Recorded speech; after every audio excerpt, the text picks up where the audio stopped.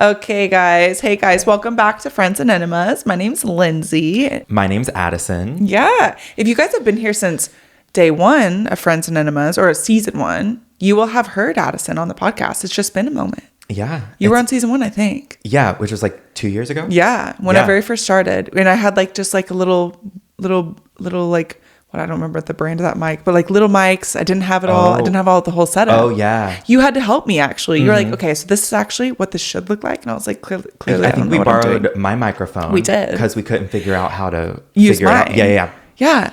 But we've upgraded. I mean, not yet the background, but we've upgraded the sound. No, this is a lot better. We're not having to move furniture around. I remember that. Yes. Yep. And by we, you mean me. Yeah, we moved my couch. Didn't help. And Lindsay was like, okay, like she was like, okay, let's move. I have a big sectional in my living room. Lindsay was like, okay, let's move it on the count of 3. 3, 2, 1. And then I'm like, and you're just watching her. Yep, just watching her lift the whole thing by herself. And I was like, I'm strong though. I'm like, and she was like, wow, that was really heavy. And I was like, yeah.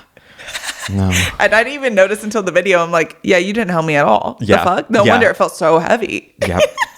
That's okay though. We didn't have to move it here. So it's fine. Yeah. No, we're good. This looks amazing. Yes, thank you. The chairs are fun. That's fine. Okay, so tell people a little bit about you. We're doing things a little different this episode where I'm going to be reading you some listener write-ins. But I want people to know who you are real quick. Okay, in case they don't. Okay, so my name's Addison. I go by Big Daddy Addie on TikTok. On Instagram, it's the official Addison. I make nursing content, comedy content, gay content, and sometimes a mixture of all three of those things. And that's the fun. And what's your little slogan? Let's get one thing straight and 2 things gay. Yes. And then I say something wildly offensive. Yes. Yeah. But it's always, but is it true? You know, sometimes. I think that's the beauty is not knowing if I'm making it up or not. Exactly. Awesome. Well, me and Addison have been friends now for a few years. We met online. Mm-hmm. We hung out in San Diego for the first time. Because you were working there. Yes. And I was working there. Yes. As well. Yeah. So we were both there. Oh, wow. So we were both working. Yeah. So that's crazy.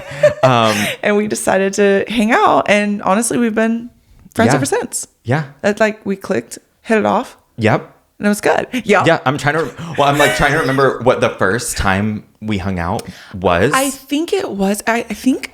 Did we go to the mall? Was that the first time? We didn't. Yeah. No, that was the first time. And we went to True Food Kitchen. Yes. And you remember better than me. I'm thinking of the second time we hung out then. And it's like all vegetarian food, right? Yeah. It was all like vegan or something. Maybe it was just healthy. Yeah. It was good. Because it was good. We were hungry, but we were looking at it. We were like, what's this? You want to go to In-N-Out? I want some meat. Yeah. And my ass would say no to In-N-Out.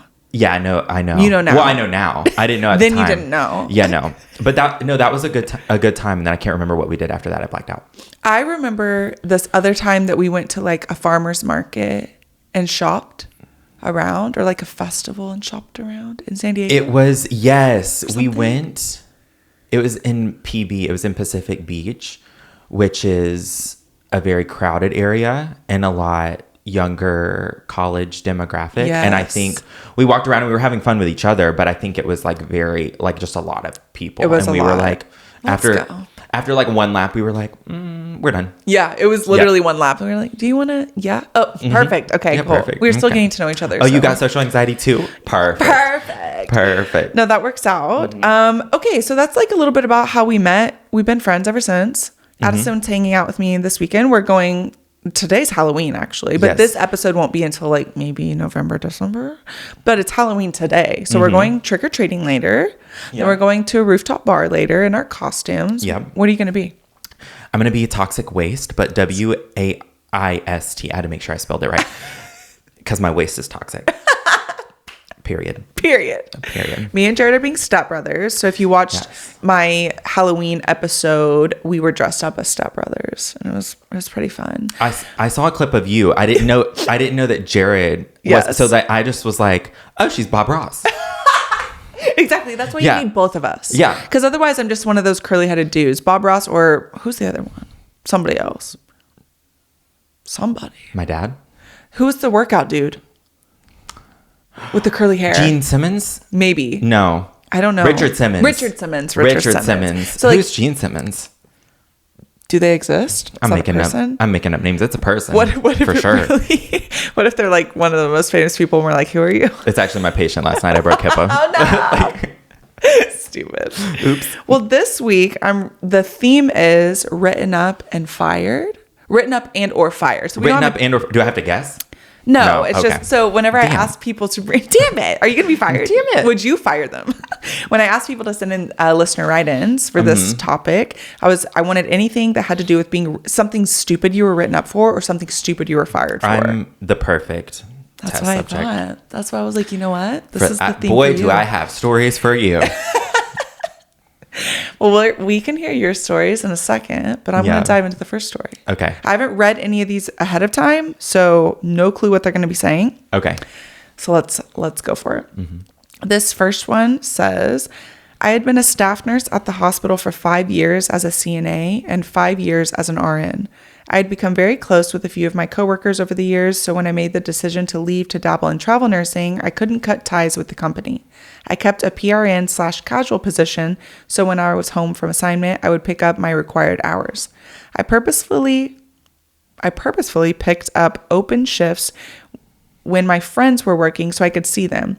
They were the only reason I really kept my position there after all. Sure, we chatted throughout the day as we were charting, but we worked very efficiently together. My manager confronted me one day and informed me that we were not productive when we were all on the same shift and that I would no longer be able to pick up the days with my friends that were working.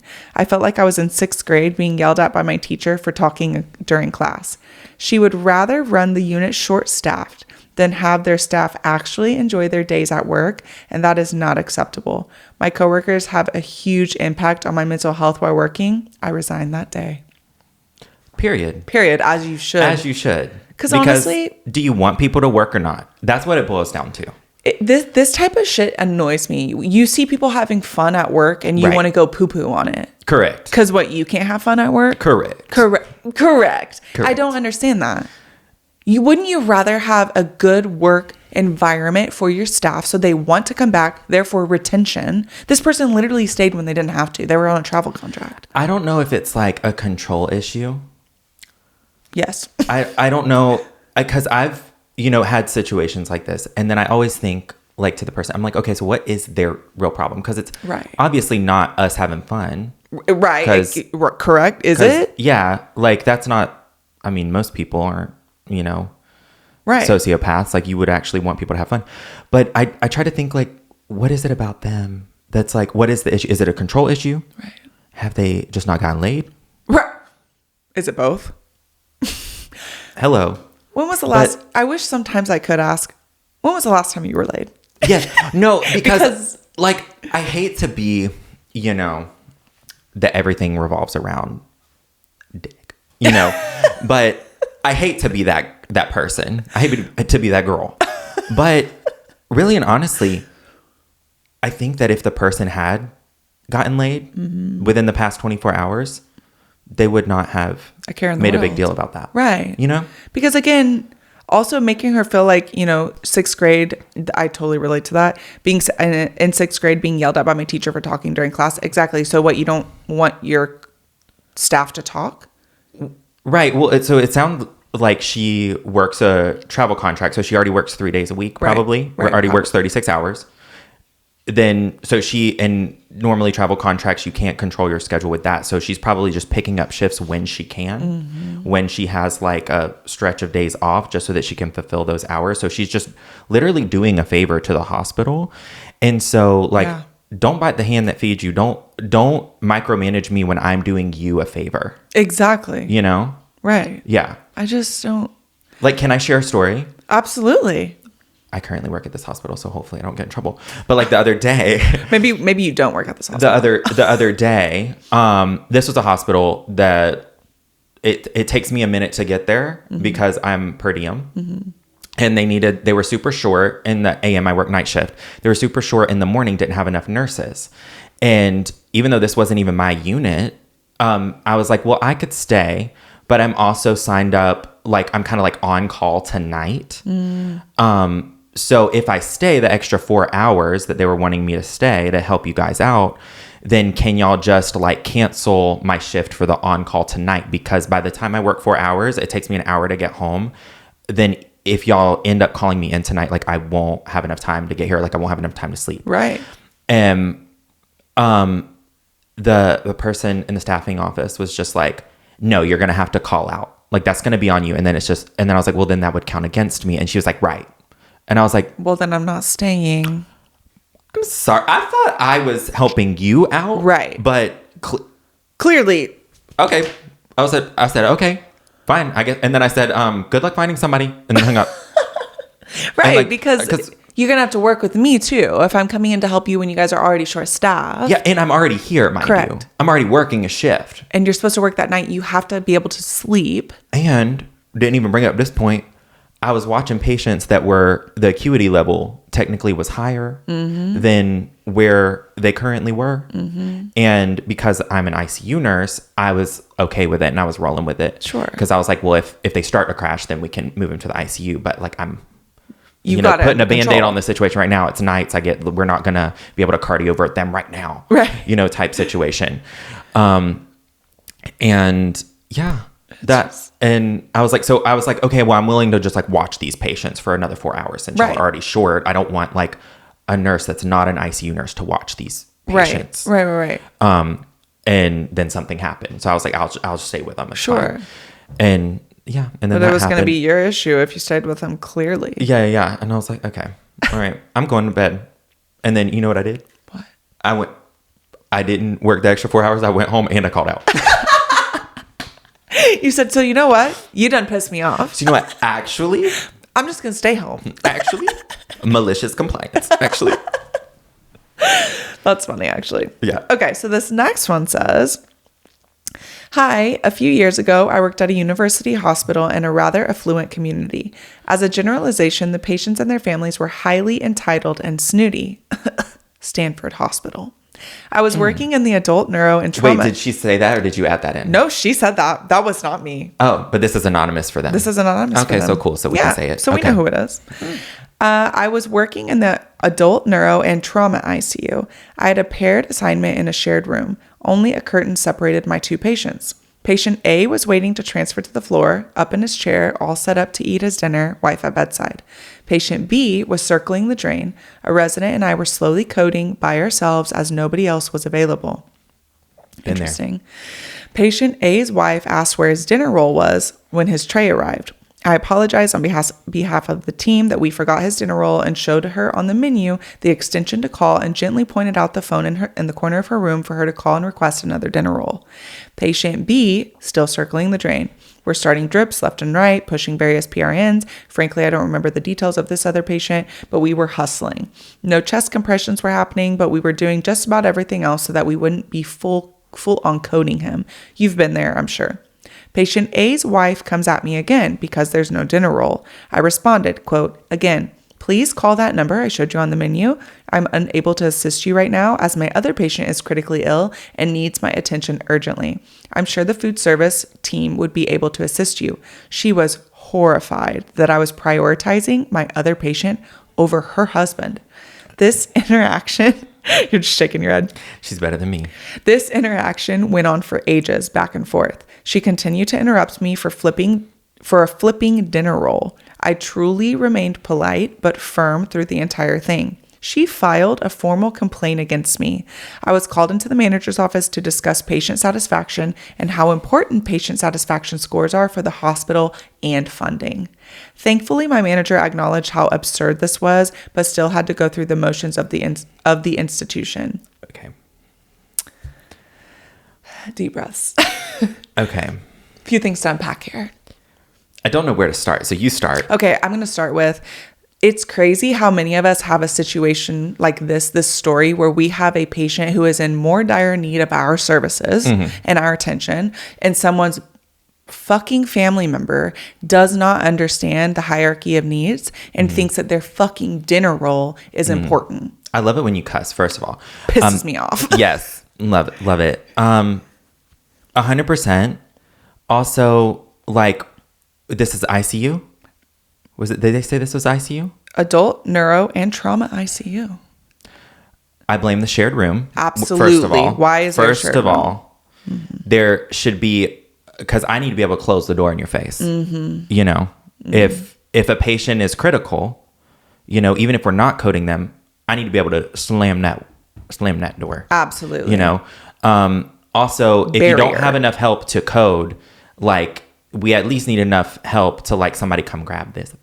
You know, like, come, like, real quick. Absolutely. Because don't come at me over a dinner roll. Please. In the hospital. This is going to ruffle some feathers, but it's so irritating. The amount of patients and family members who come to the hospital and expect comfort is insane to me.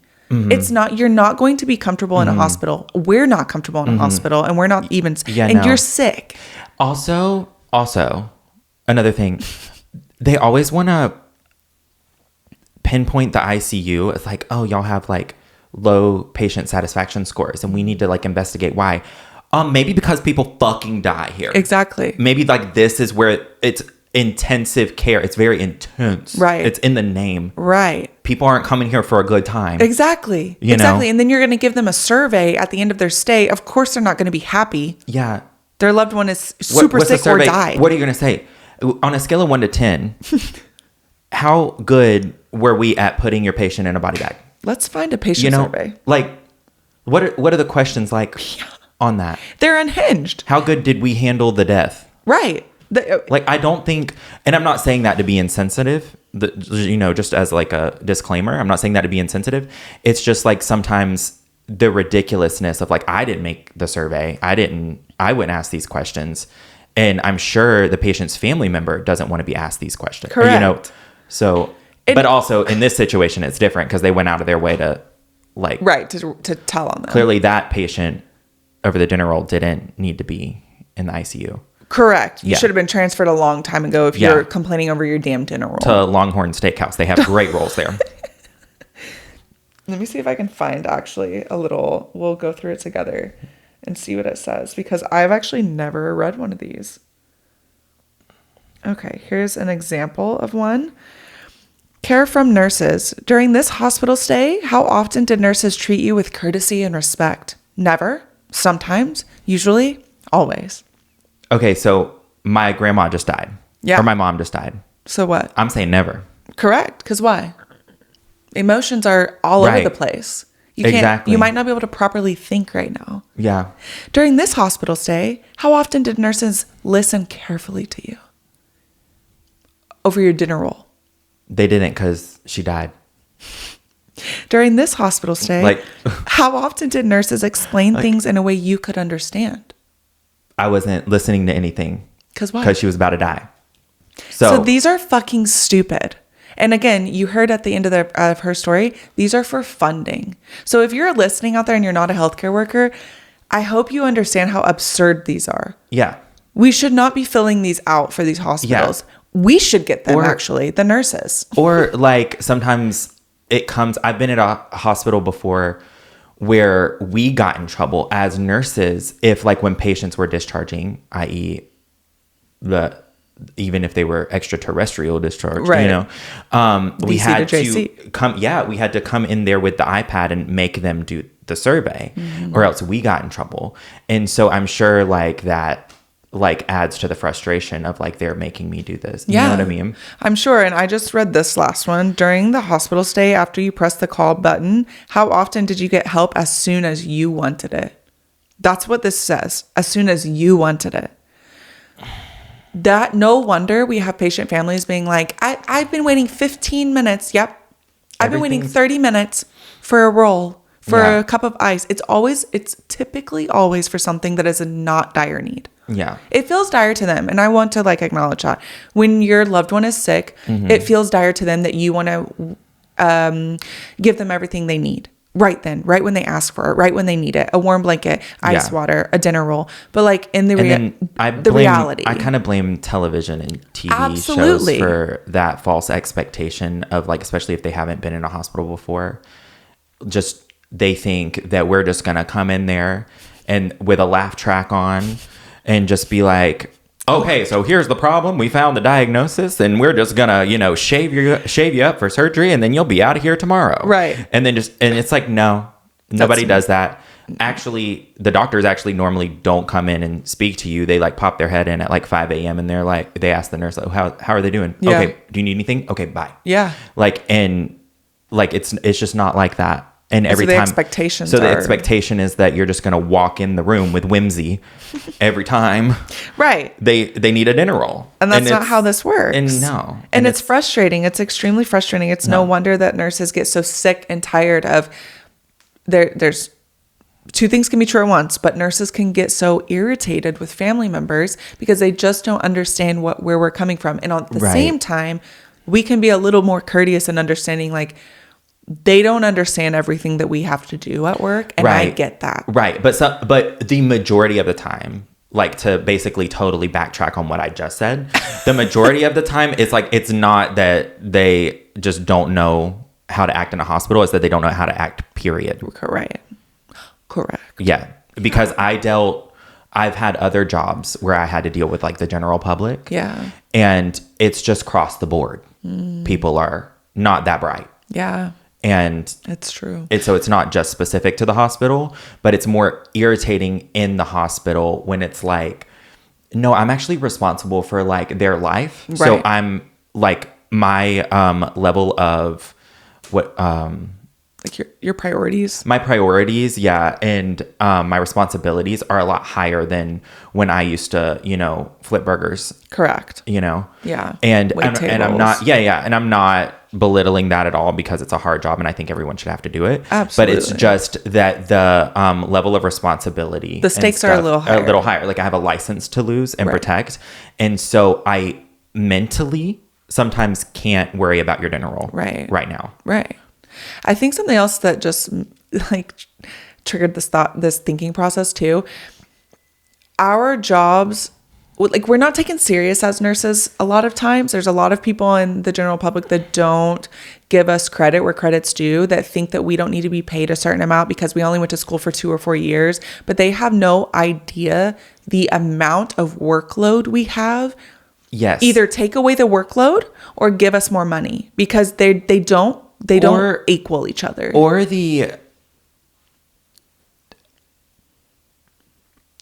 words. Hold on. No. It's not words. It's like, how do I word this without pissing people off?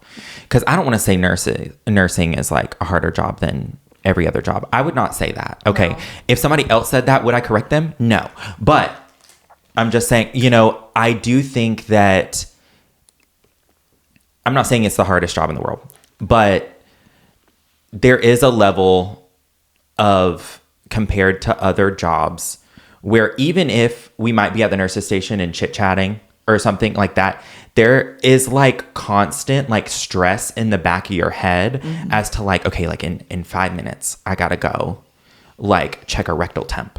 I gotta do, like, there's like this constant like stress and responsibility like for 12 hours straight.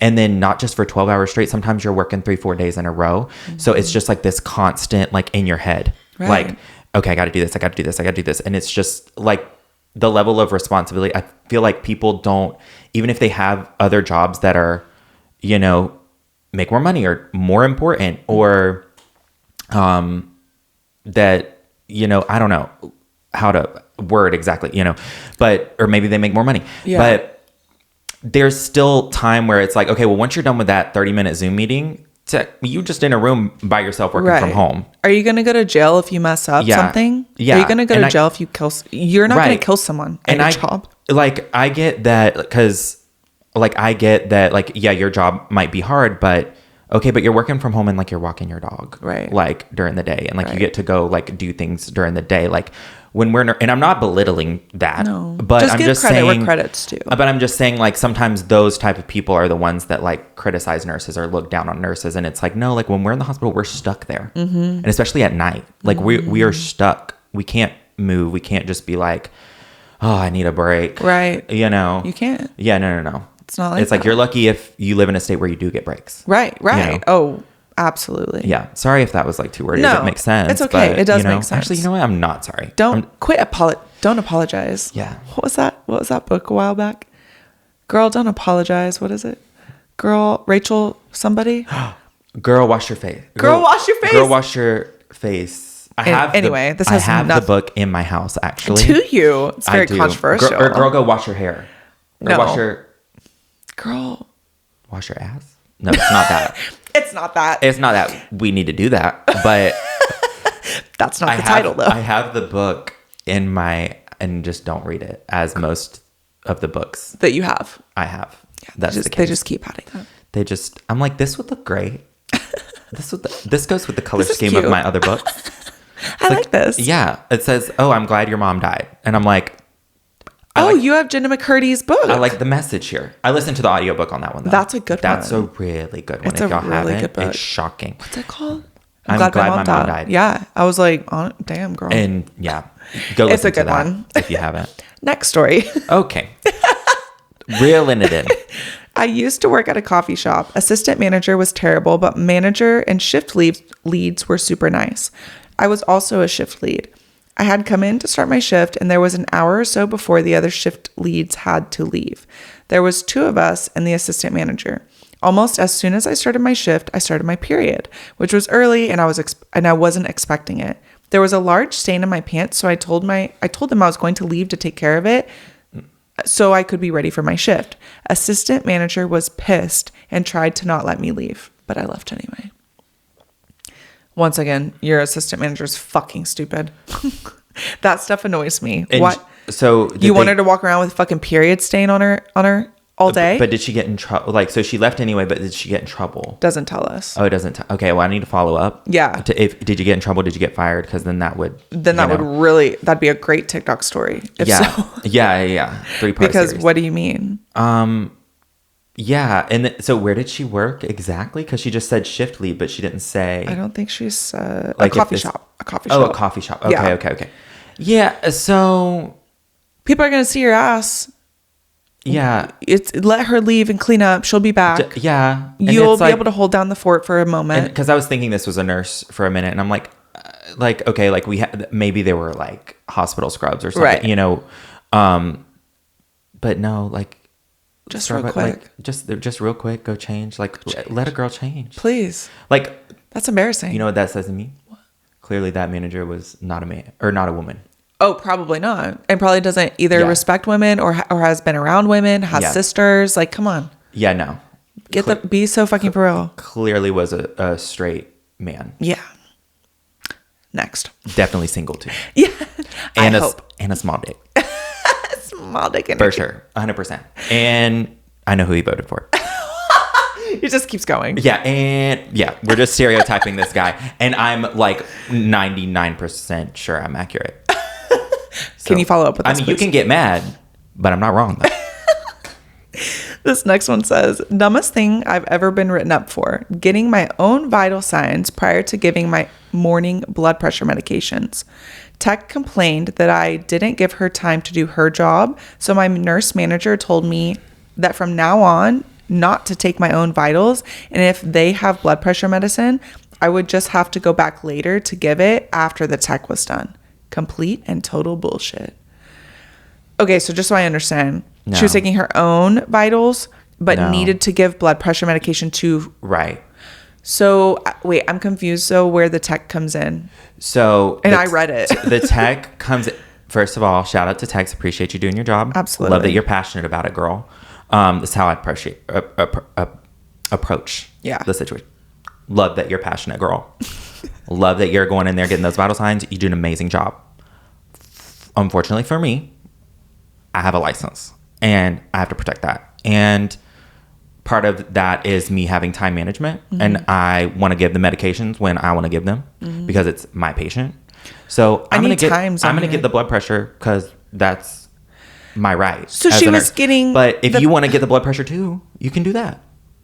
But like, it sounds like she was helping her out, unless I'm misunderstanding. I think we're misunderstanding. It says getting my own vital signs prior to giving morning blood pressure medications. Tech complained I didn't give her time to do her job.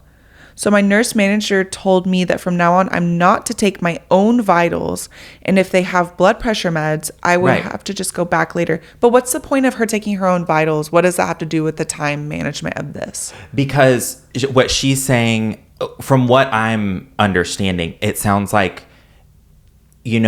normally techs, like they go and do all the vital signs and then they put them in when they're done with everyone's vital signs. Right. And so correct me if I'm wrong, whoever wrote this in, but I can understand where she's coming from, where it's like, okay, well, she wants to go ahead and get a head start on her morning medications. So for her patient, she's going to go ahead and get the blood pressure so that she knows if she can give it or not, rather than just sit there. I thought she meant herself, her own, like she just was taking, like me going and taking my blood pressure. No. So I was like, girl, I'm not understanding why you're taking your own blood pressure. No, I don't think that's what she was saying. I think you're correct. She was getting her own patient's vital because signs. That's why the tech complained. That's why the tech complained, because then like the nurse went in there and like did it, which normally a tech or CNA or MA or whoever would be like, oh, thank you for getting that, and I'll just not get it. The only problem I see with that is if like she got it and then just didn't tell the tech that she was getting it, so then the tech was then doing like double work. But also like just say thank you and move on. This isn't that deep. Or maybe she just was like, oh, you're making it look like I'm not doing my job fast enough. That's what it looks like. But I would just explain it like, no, like I just want to go, because I'm that way. I like to, when I go in the room, like, how like after you give a report, they're like, do you want to go say hi to the patients? I'm like, I'm going in there, I'll go say hi to them, and as I'm talking to them, I'm like, hey, can you just go ahead and tell me your name and birthday real quick? I'm like going in there, like pressing the blood pressure machine, make sure it's like right, and it takes all of like 30 seconds. Get all your stuff normally. And then that way, when I come, and then I ask them, I say, hey, like, okay, nice to meet you. The other nurse got to go, so I'm gonna leave, but do you need anything while I'm out of the room? Are you in pain? Or do you need anything while I'm out of the room? And then normally they're like, no, I'm good. Or they might say like, oh, I want a cranberry juice or whatever. So then I know, when you come back, I'm gonna go ahead and grab their meds and the cranberry juice, come back in, and then I don't have to bother them the rest of the night. Cluster care, look at you. But like I do it like that so I see where she might be. For sure. Just, you're efficient. You're efficient. Honestly, you didn't do anything wrong either. To get written up for this is fucking stupid. And your nurse manager not having your back. All this had to be was telling the tech, like, I'm not sure why the tech got so defensive. Like, I didn't give her time to do her job. I would be like, oh my God, girl, thank you. I think it just like a lot of healthcare workers take a lot of pride in what they do. And so like I understand that she's like, it's making me look, that's probably where the tech is coming, like it's making me look bad, like I'm not doing my job fast enough. And then, or maybe she just doesn't like the nurse and is like, stop doing that. I'm gonna get the blood pressure. But it's still just kind of like, girl, well, I appreciate you getting the blood pressure. I just feel like you can still get them. I'm just gonna get them. These two could have talked as well and been like, hey, so like the nurse could have been like, you know what? She got written up. She got written up. Dumbest thing I was ever written up for. The nurse manager wrote this nurse up for taking vitals of her patients too soon. This is stupid. When really all that needed to happen here, nurse to tech, hey girl, I know like if this was me and I'm the nurse, I would go to the tech and I'd be like, hey, I'm not trying to step on toes, just so I can get ahead of the game. I'm going to go ahead and take my patient's vitals. Don't worry about it. I got you this time. That's all that had to be. Who's to say that conversation didn't happen? True. So I take back everything I just said. I take it all back because really whose fault this is the nurse manager. It is the nurse manager. Tell me without telling me that you haven't worked at the bedside. Correct. Let the nurse get ahead of the game. And it's nothing against the tech. It's nothing against the nurse. Nobody's stepping on toes here. I would be ecstatic if someone else is doing a piece of my job for me. Right. And if that conversation didn't happen between the nurse and the tech, when it got escalated to the nurse manager should have explained that. Absolutely. Rather than saying immediately to the nurse who has a license and it's their patient. Right. And she explained she's clearly just getting a blood pressure so she knows if she can give a medication or not. You're going to tell them not to get the blood pressure. And it says she would just have to come back later after the tech was done to give the blood pressure meds. Girl, be so fucking for real. We got shit to do. Yeah. Like, even if it's like, well, because, and then the nurse manager or whoever will argue, like, well, technically you have 30 minutes, or technically it's not due till 8. I don't care. Technically it's not, and it's like, it's due when I say it's due. Exactly. It's due when I have the fucking time to be in there and doing this shit. If I went in there and the patient consented.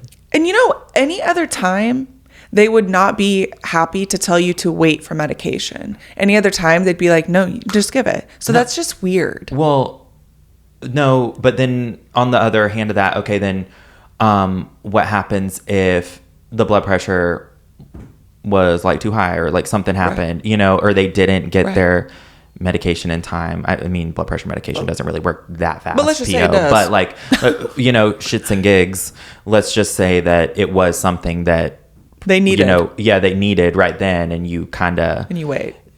Withheld it, right? Or like you waited a little too long, then God forbid the family decides to sue. Right. That hospital's throwing you under the bus if they see that you documented it even like a millisecond too late. Like, if this was a blood sugar, would it have been handled the same way? Yeah. Because blood sugar, let's just say it's 300, or let's say it's 40. No. Oh, well, you have to wait till the tech's fully done. Yeah, because if that's weird. If something happens and then the family sues, the lawyer doesn't care. No. The hospital doesn't care about the lawyer doesn't care if, this one time the manager told me, no, wait till the tech is done. Right. Doing the blood pressures before I give the medication. If it was late, it was late. Right. They don't care. They don't care for your excuse. So they're just, at that reason, they're just looking for someone to blame. Right. So like you... And you will be the one to whoever blame. this is that wrote in and you got written up. We're on your side. Girl, I'm sorry. Yeah. But... Team you. Just... Yeah, give those medications just when they're due. I would literally ignore that. That would piss me the fuck off. I would ignore that. I would do what I need to. I would talk to the tech, like I said, and be like, this is what we're going to do. Yeah. But it's not that deep. I would have... That was never that deep to go to the manager. Yeah. In the first place. No. I don't tell on people, though. Like, not saying if something was happening that I was like, okay, girl, what the fuck? But luckily, I haven't come across that. I'm talking about the dumb shit we tell on each other for. Grow the fuck up. Yeah. Go talk to the person. Yeah. What are you doing? A lot of times it's just a misunderstanding. Yeah. Miscommunication. Time management is like me and you might do things different from beginning of our shift on. It doesn't mean we're bad nurses. Yeah. Whenever like they do that and they tell on things that are just like so... Day shift ICU nurses. Sorry. Hey. That's me. I don't do that though. But you work. I'm one of you. You work with them.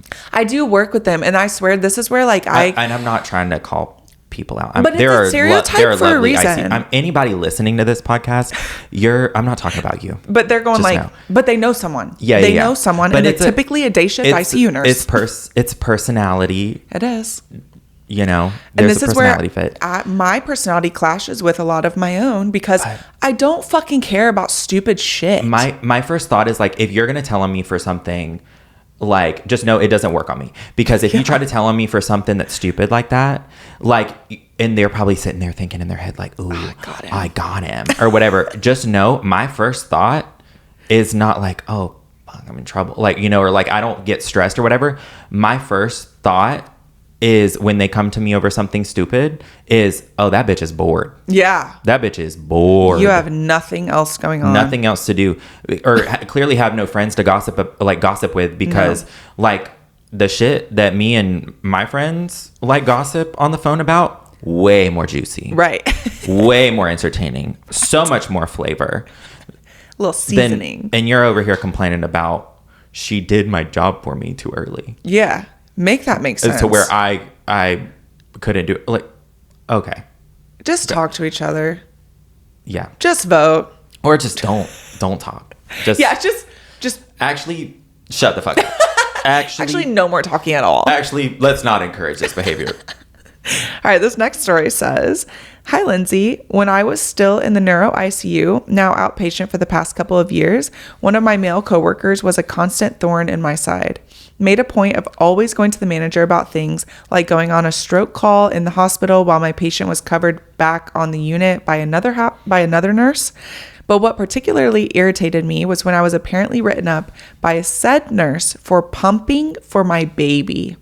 Again, I didn't just leave my patients high and dry every time I pumped.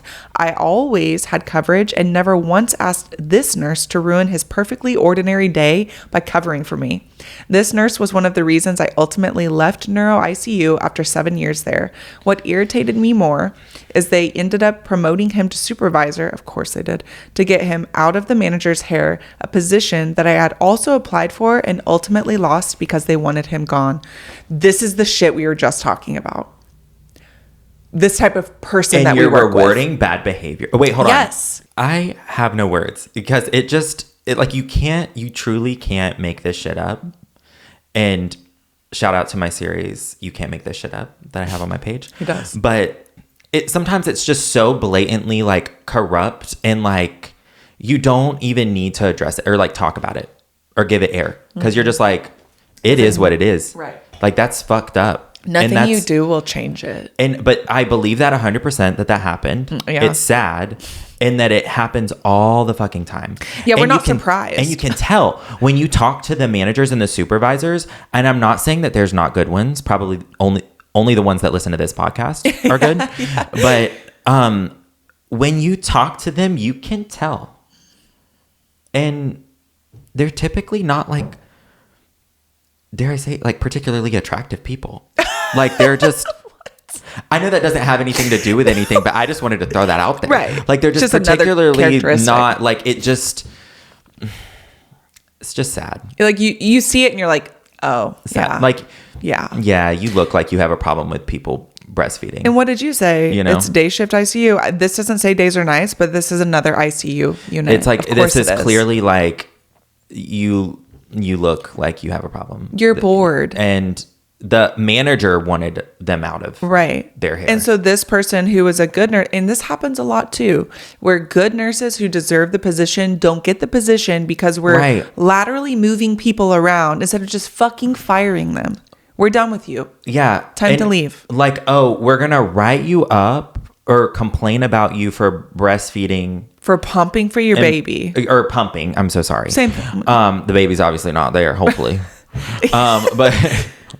We don't know. It though. But even then, like, and I'm sure there's probably, especially ICUs, the break room's like literally like right behind you. Right. Or like, it's like literally right there. And so I'm sure the pumping room or the bathroom or whatever she was using, that far. I'm sure she wasn't going to another unit, like chit chatting with her friends. Right. that I've seen. Yeah. You know, and that doesn't get written up. Right. Because those people are typically the charge nurses. Mm-hmm. But why aren't we giving her a daisy? You know, why don't we? So I'm going to bring something else into this mix. Like, our society loves to push women to reproduce, right? 100%. And then when they do, punish them. Let's punish them. Oh, you have a baby and you want to fucking pump at work? Make this make sense. Yeah. You're allowed to pump at work. Your coworker's a fucking dickhead. Yeah. This is stupid. I bet he goes to rallies that are pro-life. Also, you and me just assume this is a dude. Oh, my male coworker. And I'm not trying to get political, but I bet he goes to rallies that typically people have signs that say like pro-life and stuff like that. And it's like, okay, so we're pro-life, but we're gonna be upset about complain this and write people up for pumping at work. So that's not very pro-life of you. Right. Actually. It just doesn't make sense. I'm like, and this is stupid. Stupid. And it said she still took care of her patient. Yes. She still finds someone that probably wasn't him. That's what she said. So it's like, this doesn't Never even have anything to do with you. You're just inserting yourself. Why do you keep inserting yourself? Because you're bored. Because you have nothing to do. You're bored. And you're probably ugly. And you're probably not that. And you probably got a small dick. And when were you laid? Yeah. We're just asking the real questions. And listen, we're not being mean.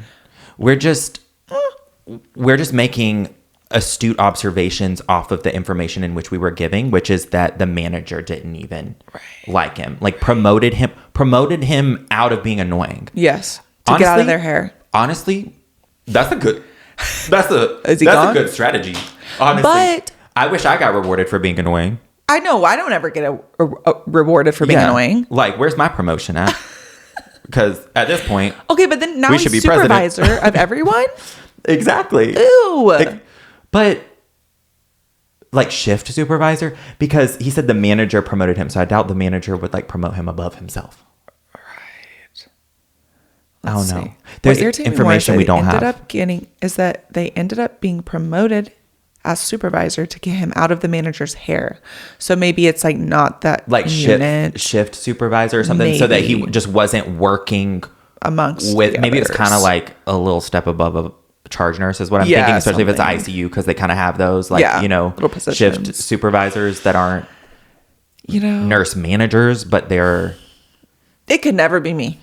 This would never be me. I don't give a fuck. Girl, I think I did a TikTok on this not long ago. Mm-hmm. There was like a TikTok sound of something about, get your titties out. Something like that. Yeah. And I said something about this exact scenario. Like something about getting your titties out. Mm-hmm. And it's like, yeah, girl, go get your titties out. Go pump for that baby. Who gives a fuck? Also, yes, the ICU, we have very critical patients, but there are typically times where we can step away for a moment and everything's going to be fucking okay. There was one time, I don't know if I should share this story, but it was fucking funny. We would do stuff on nights at my home hospital. I am surprised we did not get written up for. The stuff I did get written up for was like actually like legit, which we can talk about that later. But I only got written up once. Yeah, it's fine. But that's a part of learning. But there was one time there was a mom, and I can't remember what we did. We like, she definitely was like dressed. Like we didn't walk in on her like while she was pumping or anything. But I think we waited. Like we were like, oh, she's gonna go like pump soon, and she was like a new mom. Like just tired. We're like, girl, like more power to you, like working and like still having to pump and just back from maternity leave. And we're like, let's like mess with her, but like cheer her up. Yeah. And I don't know where we got it from, but there were like 2 cans of whipped cream in the fridge in like the break room. And we just like, when she said she was gonna go pump, we were like, okay. And then like literally like once we saw her walking, we ran to the break room, grabbed the 2 cans of whipped cream, and then like as soon as she shut the door, we opened it up and we were like, hey. And then we just like got the whipped cream and like just squirted it like this, and we were just like, good luck pumping girl. And like we were she probably loved it though. Yeah, she laughed. She thought it was so like funny. She was but it's cute. Yeah, if that was day shift, the nurses would have written us up. Oh, for sure. But it was a good time. I'm glad that you wrote that story in, girl, because that just reminded me of that. Yeah. I forgot about that. Night shift has more fun. Yeah. Unfortunately. Yeah. We don't get a lot of fun. I mean, unless you have the right team you're working with. Yeah. But sometimes you got to take them titties out. Sometimes you just got to just take them titties out. Whipped cream just for morale, Like, a little fun on the unit. And then they want to write up people for shit like that. But then wonder why the patient satisfaction scores are so low. Correct. I'm like, I'm increasing them for you. Right. Yeah. 1 whipped cream can at a time. Yeah. That's all I'm trying to say. Yeah. That's all I'm trying to say. Like, damn. Yeah. Don't be like me, guys. Okay. So this next one says, the subject line is fired. So before I got into nursing school, I was a treatment coordinator for a pediatric dental office. About 6 months after I got hired, we had a new office manager start, and me and her just never got along for some reason. Well, after about 2 months of her bullying and just being a total bitch, I found out I was pregnant. And when I let her know, she fired me on the spot and claimed it was because of my attitude. Girl, you should have sued immediately. That's discriminatory. For being pregnant and saying it was your attitude, fucking bullshit. That's the whole story? That's the whole story. Oh. That's the whole story? Yeah, that's bullshit. I would be suing out the ass. So one of my friends that's not from here, she was like, America loves to sue. Yeah, because America does stupid fucking shit like this. Yeah, sue and move on. Yes. Let's sue. I'm going to sue them. In situations like that, like the writing up and stuff actually makes me more angry because it's just like more petty. And I'm just like, this is so stupid. In situations like that, where it's just clearly like cut and dry, I wouldn't even be mad. I would just be like, we're suing. Also, you got fired. You could also file for unemployment. Yeah. And that goes against this, right? Is that correct? Yeah. Thank you for the settlement that you just handed to me. Thank you. On a silver platter. That's insane. Also, just because she doesn't like you, like firing you on the spot for being pregnant is crazy. That's crazy. And wait, okay, what was the actual reason she said? For her attitude. What attitude? And even if it was You're about to get attitude. An attitude like that, you have to document that they're like an attitude, like, and did the attitude affect their work performance? Right. Like, was there Is there somebody having an this? attitude? Listen, there's people I work with that don't really have the nicest attitudes, but they get shit done, and I still like them as coworkers. Absolutely, because their shit's even if they done. do have an attitude. Yeah, But as long as they know their shit. I also just feel like people reliable. You're not going to love everyone you work with. They're like personalities, but we're all adults here. Yeah, you sometimes have to deal with shit you don't want to. Yeah, like sometimes I'm like, is it really that deep? I'm not saying if it is truly affecting you and your mental health, and if they're targeting you, that's different. Right. But if someone's just like an asshole at work, I'm like, peace. I'm not gonna fucking be in your vicinity because you're leaking this like toxic behavior. Yeah. But that's on you. It doesn't, it usually doesn't bother me. Again, it's not targeted. It doesn't bother me. I'm like, yeah, I work with an asshole. Don't we all? I wish they weren't here, but the reality is they're going to be. Yeah. And as long as like, normally people like that, everybody on the unit, they know already is aware. We know. And we're all like, Jessica. They're here. Jessica's back. like, can you say 4 hours late? Was Jessica going to be here? Right. Like people, that's like, people already probably know. Right. So it doesn't, It is what it is. Like, it's just, It's just not that deep. Everyone's got an asshole. Some are shittier than others. Every nursing unit's got one. Exactly. Okay, this next one's a little longer. Okay. So get comfy. Oh. This says, hey girl, this is a current situation for me. I was just fired for, quote, not completing FMLA/STD.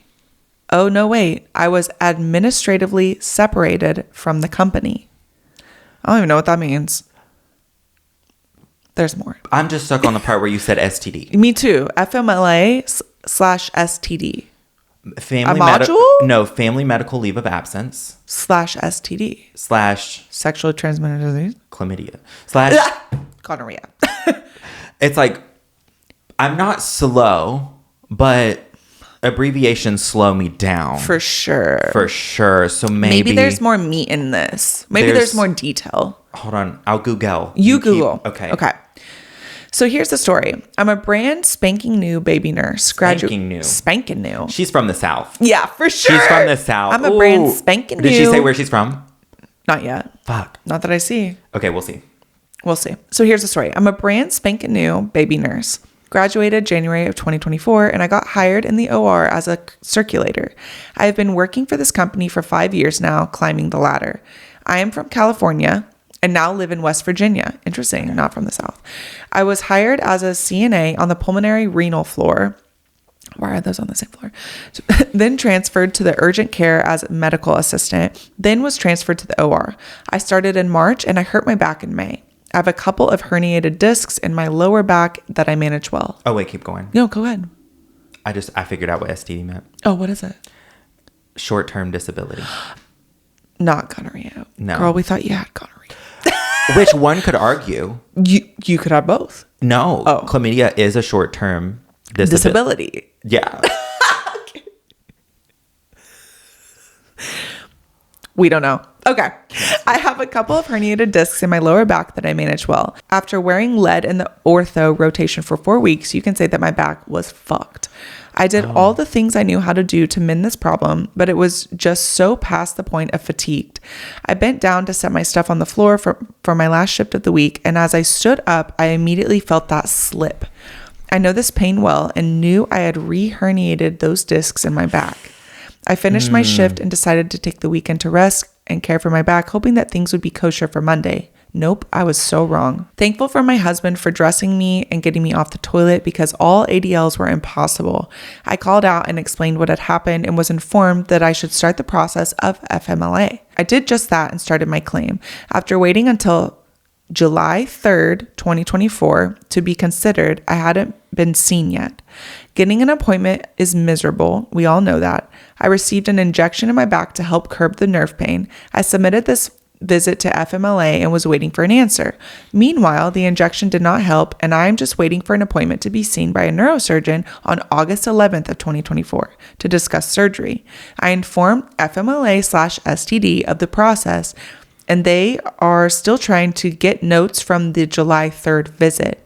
After being so patient with my claim manager, I got everything sent.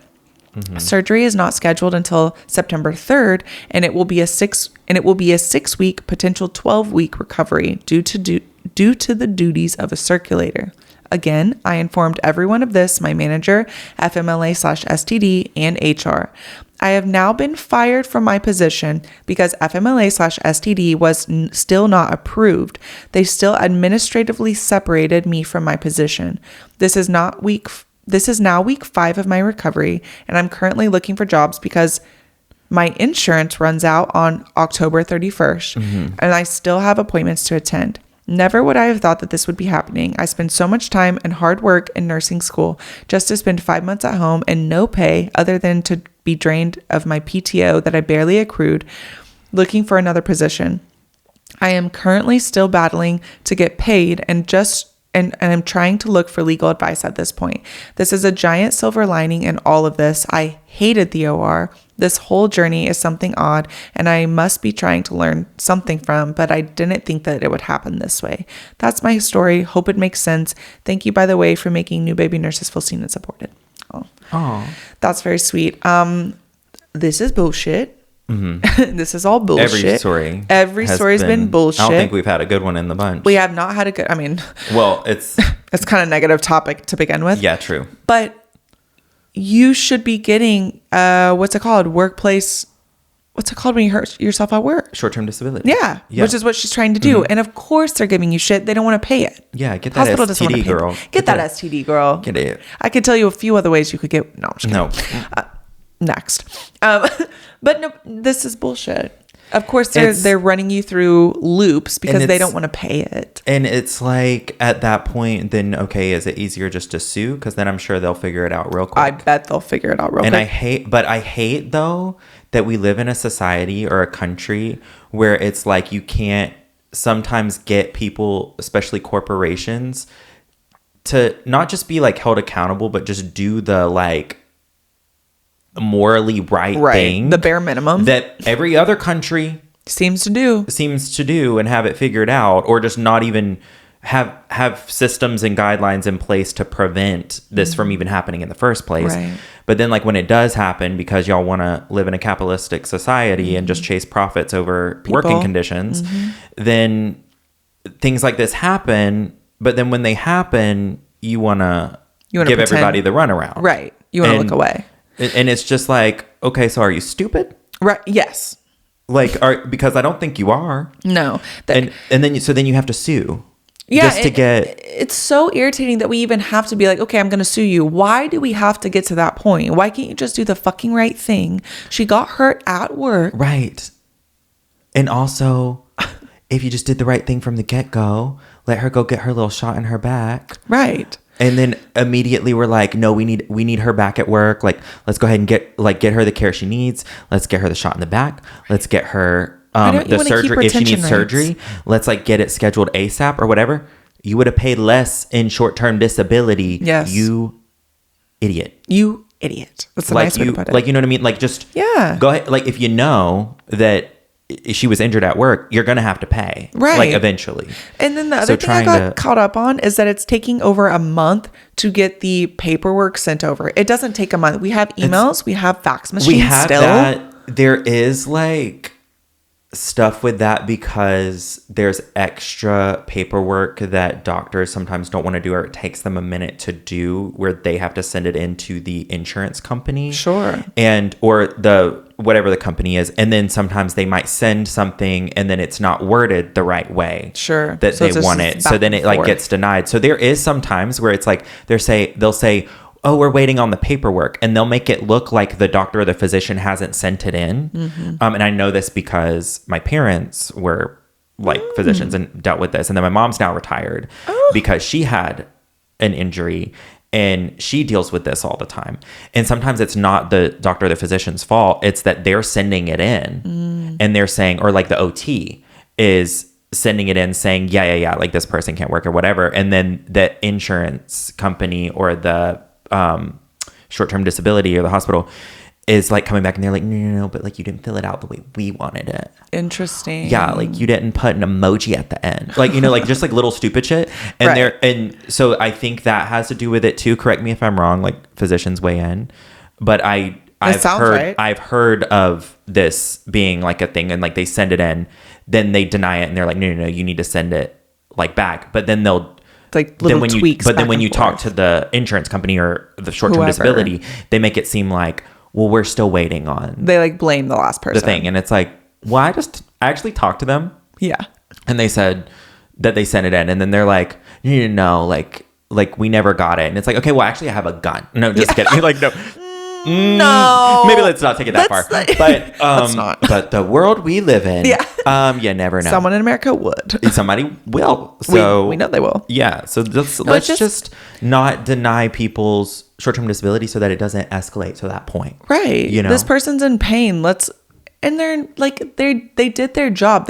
How long were they there? They'd been working there for how long? And you still do not value them as an employee, as a person. It's just irritating. It's always profit over people. Right. And then if the person does sue, then it's like you kind of have to offer them their job back and stuff at that point. And then it's like, now you've done all this stuff to where it's like, now it makes the person not want to work for you and it makes them feel uncomfortable. Of course. And now they've got to like go find another job and move and work somewhere else. But yeah, the slip disc thing is no joke. I've never had that. Well, so I've had one and I didn't feel it when it like happened. I didn't feel it until way afterwards because this was back whenever I first was learning how to work out and didn't know what the fuck I was doing. So I was just like on the little machine where you're kind of at like an incline, but your like legs are like this. And then the top of your body is doing like the ab crunch or whatever. So I was doing that. And I was like, oh, this is like so easy. And I was using more of like my back muscle than I was supposed to do. Like I wasn't using it as like kind of like an ab, like a core, core thing. Like or maybe just wasn't engaging my core enough. And then also had weights because I just thought it was so easy. And then that's how it happened. But I didn't feel it until later, like a couple hours later. So I didn't feel it happen in the moment. But if it happens in the moment, you fucked up. Oh. Like, so that was probably like excruciating pain. Like, oh, wow. And so like, if you're at a shift and that happens, it's such a clear, like, oh, this is a workplace injury. Like, this is like immediately like take her down to the ER, get her whatever. Let's file this as like a workplace injury thing. So it should have it shouldn't get to this point where she's trying to fight. We have to fight for this. Like, yeah. That's just so stupid. Because it's just so easy. It's so stupid. That's why like any minor little tweak, something I feel, the whole unit's going to know about it immediately. Immediately. Start talking about it. Witnesses. Oh my God. I think I chipped a nail, you guys. I chipped a nail. So then that way, if it gets infected, everybody knows I had that chipped a nail and I got it from I hurt my back when I was a nurse tech at work. And I remember this was so many years ago, but I remember going through the process of getting, why do I keep blanking? I want to say workplace violence. That's not what it is. Workman's comp. That's Workman's comp. Workman's comp. Yeah. Like the same thing. FMLA. Yeah. I guess short-term disability, is it all the same? I think it's all the same. Maybe we call it different things in different states. Yeah. But we don't work in that department. Right. I don't know. I just know that you need to pay me because I got hurt on the job because we're short-staffed. Yeah. And this person be pulling me around. It's just crazy. Like all this stuff happened, but it took so long to get them to start paying me. And I was like, wait, what was your injury? It was a back injury. Oh. Yeah, I had hurt myself. You didn't have a slip disc? What was it? No, I didn't have a slip disc. I think I just pulled something. But I had to go like physical therapy, and I had to go to physical therapy through my hospital. Okay. And I had to go to who they like, here, you can go here. Exactly. You can go to our employee health. Yeah. That's what I'm saying. And so then they do that and then they still make it difficult. Like, oh, we're waiting on the notes or whatever. It's like, I went to your doctor. Right. I went to I jumped through your Figure hoops. it out. Right. Stupid. Yeah. That is stupid, girl. Stupid. Yeah. This next one, short and sweet. It's literally 2 sentences. It says, I got written up for placing a PureWick on a patient who was wearing jeans. Patient was too dizzy to ambulate and refused a gown. Patient was too dizzy to ambulate and refused a gown. I got written up for placing a PureWick on a patient. Can we not cut the jeans off? I'm going to be that person. They refused a gown. Listen, I'll be this person. If they refuse the gown, they refuse the PureWick too. Absolutely. For me. You get choices. You do get to choose what you want. And some of them are like domino effect choices. So Absolutely. Like you get choices, but like if you want to keep the jeans on, if you don't want to jump to put jeans on, like then I'm not doing this. I'm not putting a PureWick in there. You will wet yourself. Okay, so here's the deal. That's all it says. It says it doesn't, she got written up for it, or they got written up for it. And like, here's my thing. You have to be more assertive as a nurse with your patient. Again, I'm not going to force my patient to do anything. They always have the right to refuse. Yes. But there's a time where if my patient is too dizzy to get up to ambulate to what? Take off the jeans or go to the bathroom, but they're refusing a gown. This is what I would say. Yeah. So here's the deal. Mm-hmm. You're going to have to wear this PureWick. It's extremely uncomfortable with your jeans. Your jeans have to come off. Therefore, you don't get to be naked in here. We need to put a blanket over you, or you get a gown. Mm-hmm. Do you want a blanket or a gown? Then they get a choice. I'm going to keep my jeans on. No, you don't get to keep your jeans on. I'm so sorry. You're in the hospital. I'm so sorry. We need quick access to you in case something happens. I'm so sorry. You need a PureWick. Do you want to be wet? Because it doesn't say if they're confused as well. It says they're dizzy, but it doesn't say they're confused. So I'm assuming they're alert and oriented times 4. Yeah. So do you want to be wet in the bed? No. Then your jeans need to come off. Okay. Like that's how that conversation should go. It probably and I don't want to say that conversation or similar conversation didn't happen. Right. Because I know that patients are difficult. Yeah. You just got to be persistent. You have to. And I'm not saying you should be written up for this either. Yeah, I just think there should be some type of... There should be a way... Write-ups should be really only for like med errors. Yeah, something that could have caused the patient harm. Or something that was like a near miss. Absolutely. Or something like that where it's just like, let's just document this. Because we have so that... You know, if it happens again, we can make sure we don't got a nurse ratchet on our hands. Absolutely. You know, like absolutely, because there are some of those. There are. They're out there. There are. That's understandable. What on earth you got written up for having a patient wear a PureWick with jeans? Grow the fuck up. I don't think Nurse Ratchet is putting PureWicks in jeans. No. So I don't think write up was necessary. It's not. But how about next time? But also. In the patient, or like not in the patient's defense, but just like a separate thing. Yeah. Pissy jeans is criminal. It is criminal. But why wouldn't you take off your fucking jeans? Criminal. Because I've had patients come in with pissy jeans, and it's a different experience. It's a different smell. It never goes away. Yeah, because typically the jeans they're hard to get off. Haven't been washed. Yeah, they're already gross. So there's just they might have been. This probably isn't the first like. Dose of pee that these jeans have seen. Right. So it's pretty gross, but here's my thing again also. How is this just not a lesson for the patient? Also, okay, another point. Oh my God, I'm so smart. What? Tell me. My thing, ICU nurse brain thinking like now, like, because I'm clocked out right now, so I'm trying to think like if I was clocked in. If I was like, hey, I need to put this PureWick on you, I need to take these jeans off. And then the patient said, no. I would not think, oh, let me convince them. My first thought would be, why don't they want me to take the jeans off? What's underneath the jeans? Yeah. Like there's something, like there's a sore, there's something in there. Let me go glove up and put a gown on real quick and investigate why they're not wanting me to take the jeans off. Like, is there something going on? Or sometimes it's just them being stubborn, or like they just don't want to get naked. And people don't want to, a lot of people are worried about us seeing them naked. Yeah. Let me tell you, we don't care. That's what it is the majority of the time. But there are some time, the majority, I think a lot of like sometimes older patients or whatever that like you can tell like they don't take care of themselves or they don't have someone to take care of them. Sometimes it's like they're embarrassed because they know that like, it's kind of sad. They pooped or that they have a sore down there or, you know, something like that. And they don't know that they can trust you. So you have to just say like, I'm going to take the jeans off and just look down there. Yeah. Or say like, well, I just want to look at your skin real quick. Let's take the jeans off and we can put them back on. Yeah.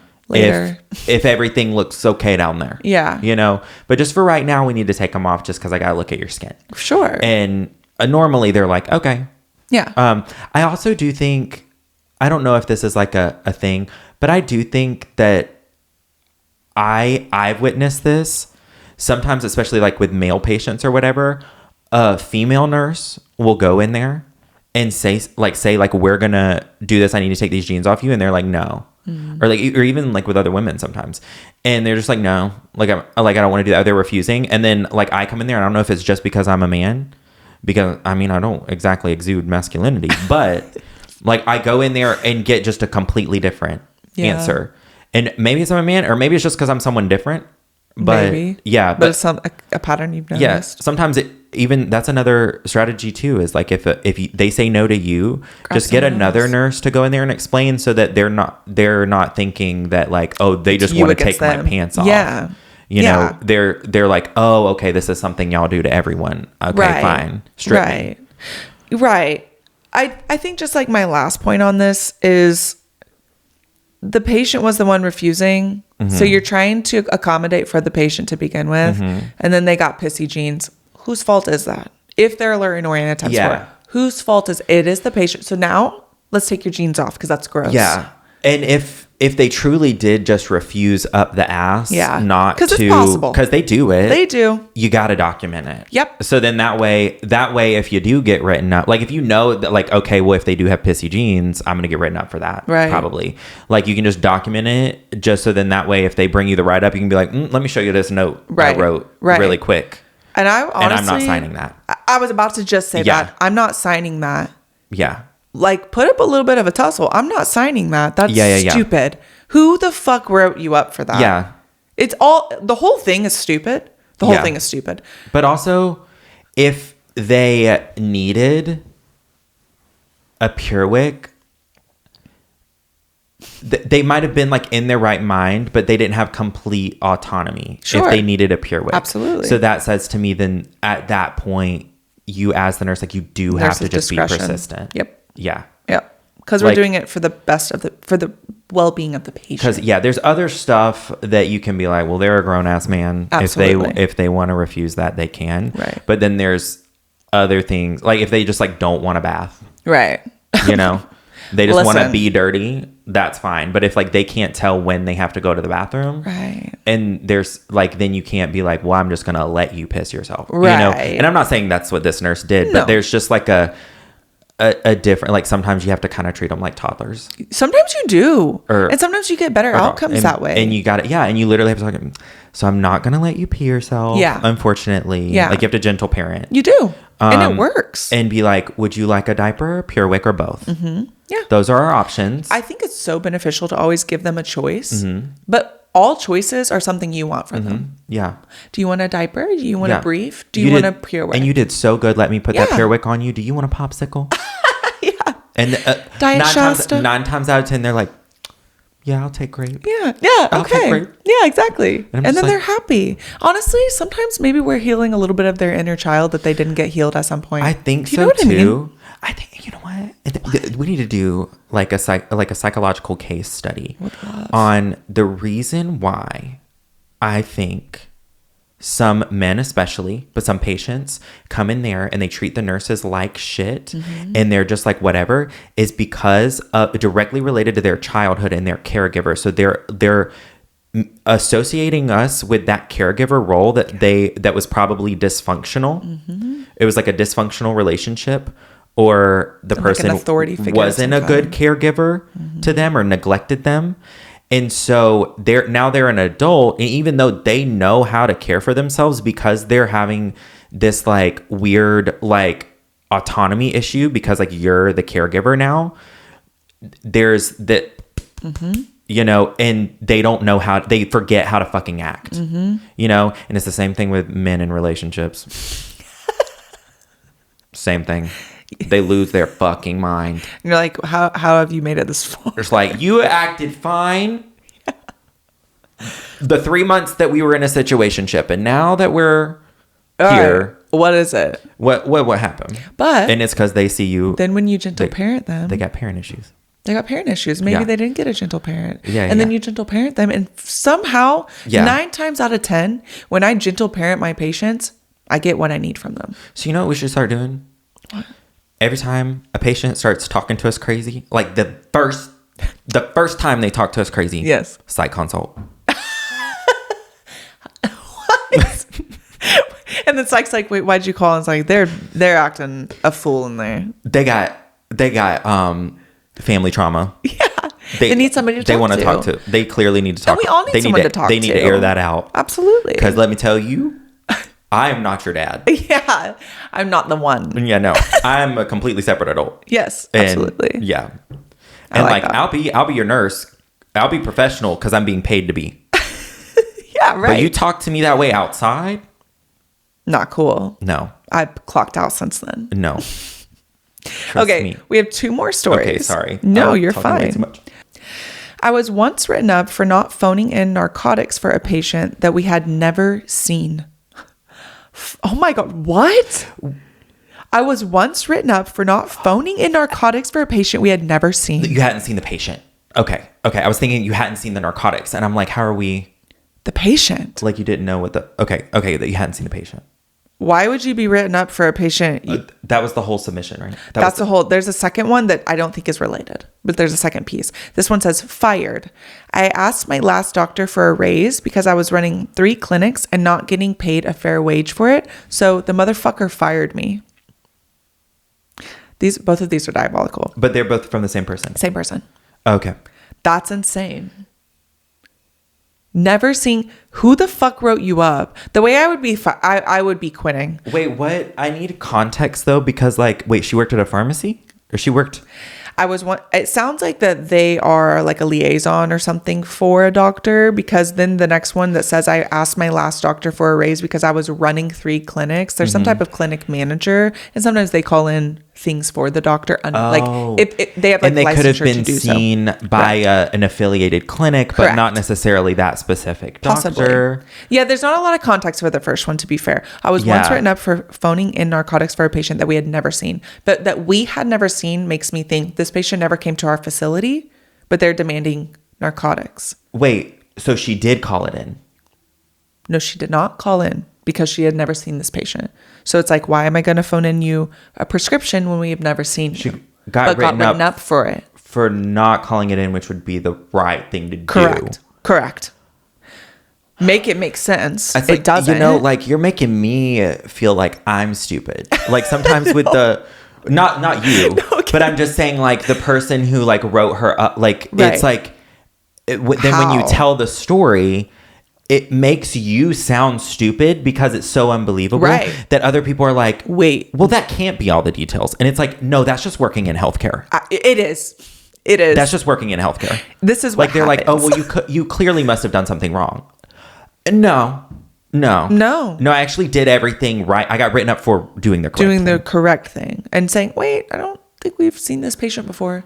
Why would we send in a script? By the way, is this the same doctor? I would love to know. Because why would someone get upset at you for sending in a script for someone you've never seen unless something weird's happening behind closed doors? Like, is there something weird happening? Is this a buddy? There's always something weird happening. That's not even a question. Right. Like something there's always a little illegal? There's always a little slap and tickle happening behind the scenes. Slap and tickle is crazy. Yeah, there's always somebody getting a little Grey's Anatomy. But then the motherfucker that fired you, that doctor just sounds like a dick. Yeah. Also, he couldn't just say, no, we're not going to give you a raise, but I'm going to fire you. That's just he wanted somebody to do extra work for free. Yes. But that sounds like a blessing in disguise. Makes no sense to me. Because literally none. I would love a little bit more context. And especially if it's like, because I'm assuming she works at a clinic, probably with other doctors or whatever, and she probably double checked before she refused to call it in. She probably like double checked like the other physicians or whoever and be like, hey, has anyone seen this patient? Right. Is this a patient of anybody's? Or just searched it through the system and was like, no, they've never been to this facility before. Right. And who wrote you up? Yeah. And then like why?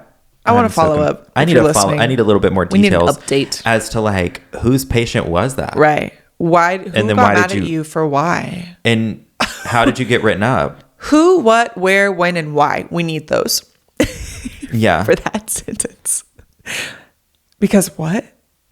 I'm confused. I'm so confused how that could ever happen. Yeah. I thought someone would be applauding you. Good job. Yeah, no. You caught, like, what? It's I'm fine. not. We need more context. Yeah. Love you, though. I'm so confused. So confused. That's like you. I'm trying to think of like an something comparable. Comparable. But that's like me getting Burger King and then like wanting more Burger King or whatever. Like I finished my food at Burger King and I'm like, oh, okay. Like I'm going to go, but I'm not close to a Burger King. So I'm just going to go to Chick-fil-A and order a Whopper. Right. And then the person at the register being like, oh, well, actually, like, we don't have those here. And I don't think, like, and you're like, no, but I want this, like what I just got. And they're like, oh, well, we've never seen you before. Like, we don't have that here.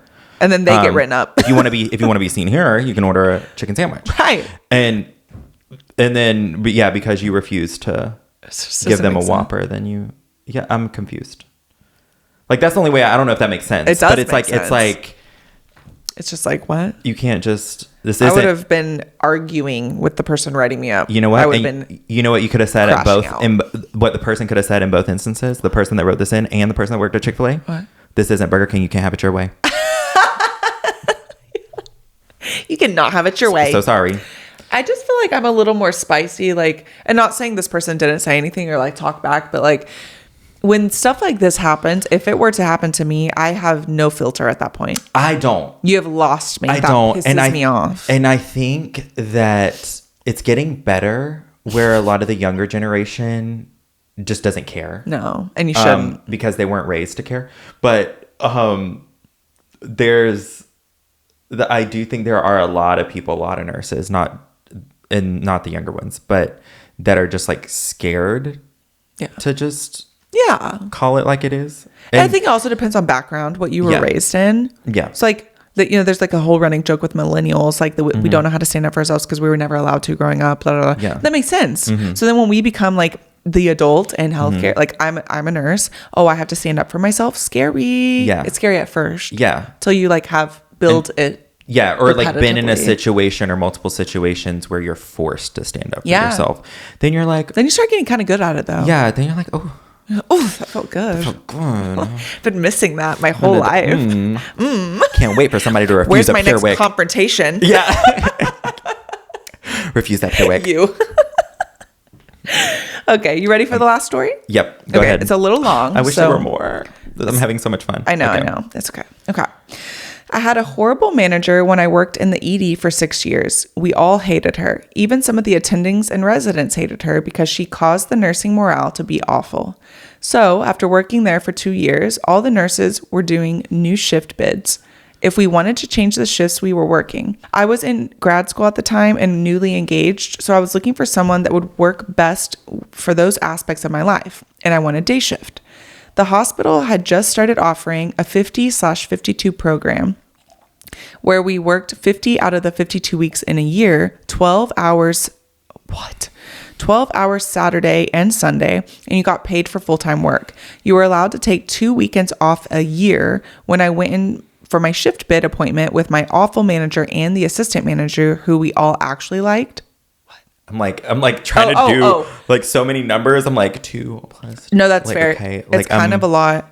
So also we don't do this in the ICU, so I'm having to like understand what you're talking about. I'm like, but keep going, and then maybe it'll make sense at the end. Okay. Probably not, but we'll see. Fingers crossed. I expressed interest in the 50/52 program. My only problem, I told them, was going to be in October of that year because I was in a wedding and then getting married the next week and would be on my honeymoon. So I would be unable to work for 3 consecutive weekends instead of the 2 that they said that they could. Mm-hmm. I was told by both women that they really hoped I would take one of the 50/52 positions and be on day shift charge. I was reassured by both women that October would be no problem since we were discussing it before I had agreed to take the position. The assistant manager, who was the one responsible for making the monthly schedule, wrote down the dates I would be unavailable, and dumb me, I didn't get it in writing. I checked in with the assistant manager a couple of times in October, I checked in with the assistant manager a couple of times as October approached and was reassured several times that she had the dates down, no problem. When the October schedule came out, it was correct. I was off for those 3 weekends. Thankfully, I thought to take a photo of the schedule. I was at work one day about 3 weeks before my wedding, and the assistant manager came in. She pulled me aside and said she was sorry, but when the manager saw the schedule, she stated that I was only allowed 2 weekends off in the year, and so she decided that I would not be granted any of the time off in October for my wedding, honeymoon, and friend's wedding that I was in. I started laughing and said, "Yeah, right. You're kidding, right?" She wasn't.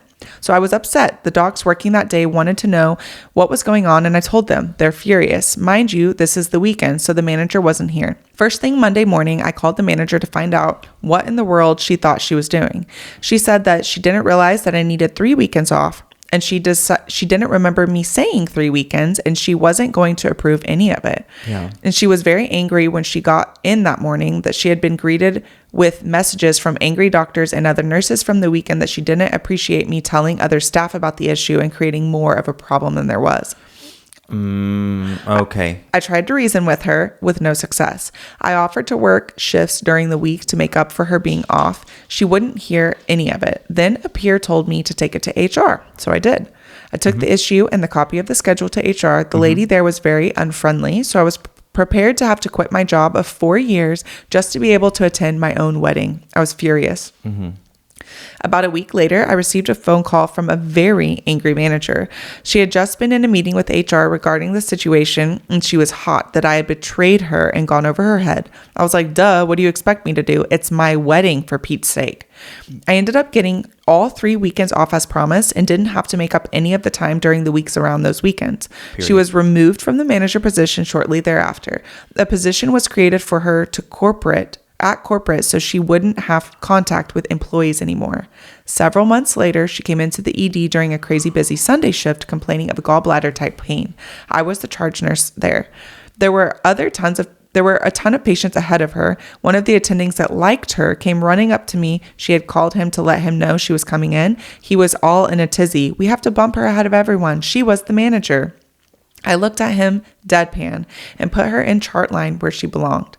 I told him that she is no more important than any other patient who was in the waiting room.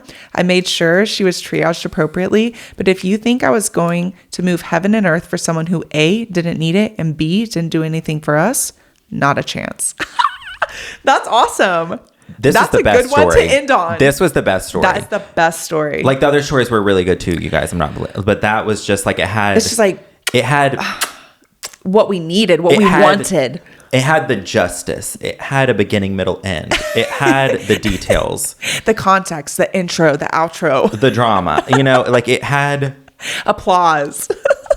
Like it was like, but it didn't stop there. No, it didn't. Then she came in. Then this bitch came back in and expected, and she's entitled. There were a couple... Okay. Yeah. So it's like the only thing where I was like, I wouldn't have done that was just like if I saw like the schedule thing. Now it sounded like maybe it was pretty soon. The wedding was pretty soon. Yeah. So she was just like stressing out, maybe like trying to make sure like, it's like next week or the next coming weeks. Yeah. And I'm just trying to make sure that, I'm off. Yeah. So I get the urgency there, but I would have just been like, well, I'm not coming because it's my wedding. Figure it out. And I wouldn't have been, but I get that you're stressed, so you're doing whatever, you know. Right. But I would like have not like said too much about the like to the other coworkers. Yeah. And because I wouldn't wanted them to like have text and like whatever, just so that I didn't look like I was shit talking. So that like I'm not saying that's what she did, but that's the one thing crazy that they were messaging the manager and being like whatever. So maybe they were messaging her because like she's not the only one with an issue. Must be with her. And then so I was like, okay, I'm gonna like not say anything. And then whenever it was like, then because of this issue, they immediately moved her role to like corporate. I'm like, okay, so this probably was not the first like issue that she had. Yeah. Oh, clearly. No, clearly. And that's why she was so angry. Yeah. Because she knew she was probably going to be getting in trouble. Because typically they're not going to have like the nurse's side. Right. If this is like the first occurrence. But this is once again one of those things. Clearly, these types of people are like somewhat good at their job with performance, because why on earth do we keep them in the system and just move them around? Right. It's honestly what happens with like the first thing that comes to mind are like cops. Like if there's if there's like a bad cop at one, they don't call them facilities, like department, then they'll just laterally move them instead of just fucking getting rid of them like we do. We don't just fucking get rid of bad doctors or bad nurses. Right. We fucking move them around. Right. Like Dr. Death. How many hospitals did he go to until he was finally caught? And he should have been caught and done at the first one. Right. But they're so worried about their fucking profit margins that they'll keep these shitty people and move them up in corporate. 100%. I'm like, what? Because, Stop it. Because at the end of the day, what it all boils down to is the bottom line. I knew you were going to say and that. It just, and the bottom line is money. Yes. And they just don't care about anything other than that. But so anyways, I'm not saying that this person did anything wrong. In fact, I'm just a chef's kiss. Absolutely. You handled it beautifully, girl. Shout out to you. We love it. But that part had me worried, because I was like, because if I had gotten in the manager's office and I was like, I just want to talk to you about the schedule real quick. And she's like, actually, I've been getting texts from the other like coworkers. Why were you telling them? I would be like, because I have a big mouth. I'm so sorry. Like, like I would have been like, right. But because you're also trying to get what you want. Yeah. But it also sounds like that they were obviously texting her because this is this is an ongoing issue. And I think that she did. And she was doing you dirty. Reacted beautifully. Okay, but like, would you have, if you were in that situation and she came in with the gallbladder plant, would you have reacted the same way that she did, or would you have just been like, no, whatever, she doesn't get to skip. Like, just let her. No, I'm petty. Because I think if I had she goes in the appropriate where she should go. I'm not going to downgrade her. I'm not going to be a shithead. But she goes where anyone else that came in with that position or that issue would go in the correct position. Right. Because you're such a bitch ass, you don't get special treatment. Period. That, and then also too, it's like, and I'm not even saying that this has anything to do with anything, but like you're calling ahead as if like you donated millions to the hospital and you're like, get my VIP room ready. I'm like, girl, you were a manager. Whatever. And it's like, like you used to work here in a supervisor role and you weren't good at it. Correct. So. And you didn't help your fellow nurses. Right. So like maybe if you were good at it, but. Right. Even then, like, and so. Again, this is why it's important how you treat people. If this was a good person, you possibly could have skipped the line. Yeah. You're not a good person. You don't get special privileges. Right. And so if I'm trying to think, like, and I'm not saying that there should be preferential treatment, but like, if anything, why can't there be preferential treatment to the nurses that actually work there? Correct. Like, like why can't we have like sacrifice? Why can't we have like free health insurance and stuff like through the hospital and just be seen real quick? Because if we are sick or if we do have an injury or something, it probably originated here from the workplace. So why can't we just get treated here real quick so that we can go back to work for free? Right. For free.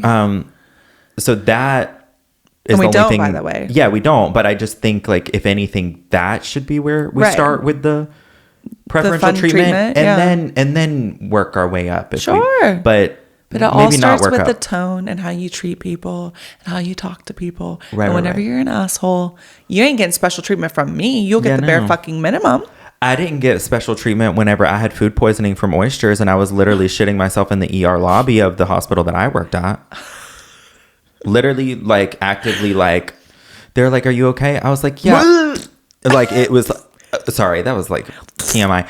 But no, I was literally like, I was so dehydrated. The reason why I had to go to the ER, though, in that situation, sorry, aside, not to make it about me, but this episode is I for was you. So dehydrated from that at first I went to the urgent care and I was like, I can't like keep down water. And I can't, my temps, like it was like almost 103. I was like, I can't even swallow Tylenol. Yeah. Like it's not an option. And I keep shitting. So obviously I can't do rectal. Right. And like, and I told them that. And I was like, so if you could just do like IV, maybe some fluids, put like, literally anything, something to knock me out. Like give me Zofran. I think that's what I was asking for. Yeah. Just like some IV Zofran.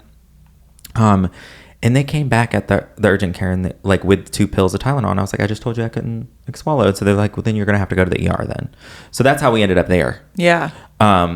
Like you could have just started there if they would have just been like, yeah, that's all we got. But I was literally like shitting myself. And then, but also like I didn't.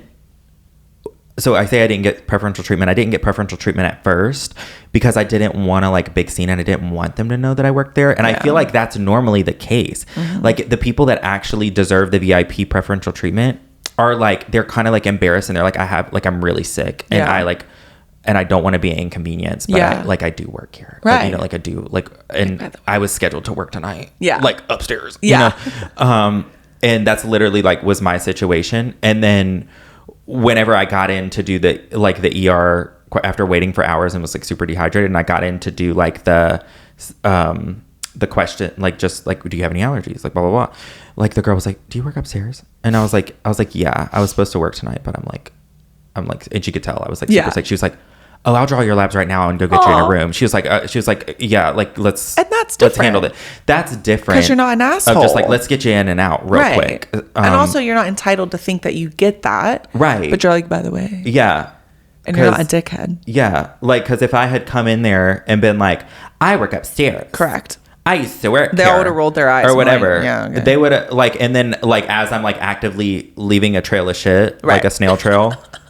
Like on the floor, they would have just threw a bucket at me and they would have been like, well, you're going to have to wait your turn, girl. Right. Just sit in the bucket. Right. Like, I don't know what to tell you, know? Exactly. But I just have a problem with, I think it's all about attitude and how you treat people, like you said. It's just, so I agree with that girl's response. I agree to that. That was really good. It was a great one to end with. Yeah. I loved it. Mm-hmm. Did you like this type of episode? I loved it. Okay. I loved it. I love judging other people, but I also like love judging their stories. You know? Exactly. So this is like the perfect commentary. Yeah. Yeah. This is the perfect. Because this is kind of the format I've like shifted to. Because I feel like I've done a lot of interviews and I still love to interview my guests and like do a little brief, like, who are you? What do you do? What do you have coming up? But I think this is fun because it's interactive. And also it gets like the people listening interactive because they've all written in these stories. Yeah. And I feel like that's so fun. And it's good it's good like interaction. Like we get to know the audience a little bit more, but then also like, especially because I got ADHD like a motherfucker. Like I will go off on a tangent and start talking about something that I hope is related, and it works though. But it helps to have like a thing, it like does. A common thing we're like, talking about rather than just whatever. Because whenever I first started this, I was like, we're just going to talk about healthcare. Anything. Yeah. Because I think let's see what happens. What we did, and it didn't turn out bad. No, it wasn't bad. But now I feel like we didn't have like a focus. You know, sure. I feel a little bit more focused. Good. You know, okay. I also did take my meds today. Oh. So you did or didn't? I did. You did. I did. I took it before. Like that's good. 15 minutes before we started, I timed this shit perfectly. So if I started the episode really loud and then got like progressively quieter, you're like, that's why it's clicking. It's that's why coming in. Well, where can everyone find you? Let's see. Oh, you told them at the beginning, but they didn't hear that part. Oh, okay. If they didn't hear that part. Okay, so you can find me on Instagram and TikTok mainly. I mainly do short form content, so that's where you can find me. You're also a streamer. I do stream video games sometimes. I used to be like super into it, and I just recently with work and stuff, I haven't been as into it, but you can find me playing Fortnite. And we have a lot of fun doing that, but I mainly make short-term funny content on Instagram and TikTok, so go check me out. That. Yeah. The links to his socials will be in the description, so definitely go give Addison a follow. And then I'm going to be doing more stories like this. If you have any stories where you were unfairly written up or fired or just bizarre situations around that, please send them in to stories@scrubhacks.com. And we also just started a Reddit page not long ago. It's r/whiteboard confessions, so you can also put your anonymous confessions there, and we're going to read those too. But that's all we got for you today. Yeah. And then also, if you were one of the people that like sent in a story and we needed clarification, like send or like have updates. Yes. Send the updates or the clarification. Yeah. And then I could just read them next time. So then that way, like if you feel like we got something wrong. Yeah. And you're like, oh, wait. In your thing. But I think we got there. I think we got there. Okay. The STD threw me for a loop. We were like, what, girl? Yeah. It's okay. It happens to a lot of us. They weren't giving me my STD and I was like, and where you wanted one? Where I'm glad you looked it up. What is short-term disability? I was like, shit, me too, girl. Like, sign me up. Why don't we have a different abbreviation for it though? We need something else. I don't. Because I guess we have STIs now though instead of STDs. Is that the more appropriate term? That's what it is. I guess it's like not politically correct to say STD. Is it mean? We both just blinked. We'll find out. Well, it's not mean to me. I'm like, wait, who? Had one before. A lot of people have. But I'm just saying, I don't know to who. I don't know. I'm like trying to think. Maybe we just changed it to STI because of the STD, because it's short-term disability. Disease is maybe, I think it has to do with because infection versus disease. Infection typically means that you can like get rid of it. And disease sometimes you cannot. Disease, yeah, no. It's like something that you're stuck with, and then whatever. We're always learning. Listen. Just Google it. I didn't mean to offend the STD community. I want to apologize now. No. I don't think we offended anybody. If you identify with the STD, STI community, I just want you to know that I'm with you. Yes. I hope you get the shot in the butt that you deserve. You know what? And you deserve everything. I wish you nothing but the best. Absolutely. Yeah. And I hope I didn't. You didn't misidentify you. I don't think so. Okay. And if you'd rather be classified as a STI, then we'll know. Just let us know. Just let us know in the comments below. Let us know in the comments below. Put your first and last name, what STI you have. And then you'll build your own community within. And then we'll all just be like, yeah, me too, girl. We're with you. That's all we got for today. Yep. Until next time. It was so nice being with you guys. Bye, guys. Thanks for having me. Bye.